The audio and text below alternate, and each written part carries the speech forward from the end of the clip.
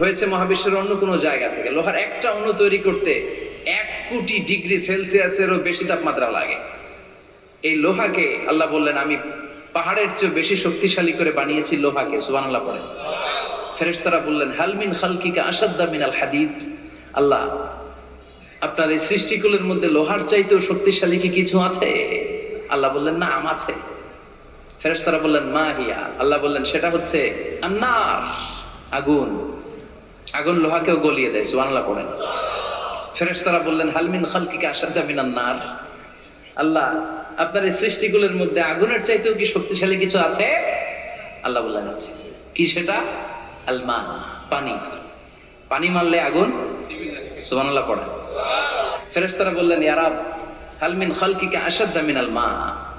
আপনার এই সৃষ্টিগুলোর মধ্যে পানির চাইতেও শক্তিশালী কি কিছু আছে? আল্লাহ বললেন, না, আছে। সেটা কি? আর রিহ।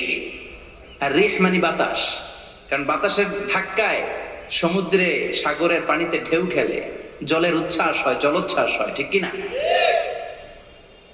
এবার ফেরেশতারা বললেন, মাবুদ, পানির চাইতেও বেশি শক্তিশালী বাতাস। এবার আমাদের জানতে বড্ড মনে চায়, এই বাতাসের চাইতেও শক্তিশালী কোন সৃষ্টি আপনার সৃষ্টি জগতে আছে নাকি? আল্লাহ বললেন, বাতাসের চাইতেও শক্তিশালী একটা জিনিস আছে। দেখি কে কইতে পারে, বলেন। সুবহানাল্লাহ। আল্লাহ বললেন, বাতাসের চাইতেও শক্তিশালী হলো আশরাফুল মাখলুকাত, মানুষ। কিয়ামতটা যেদিন হবে,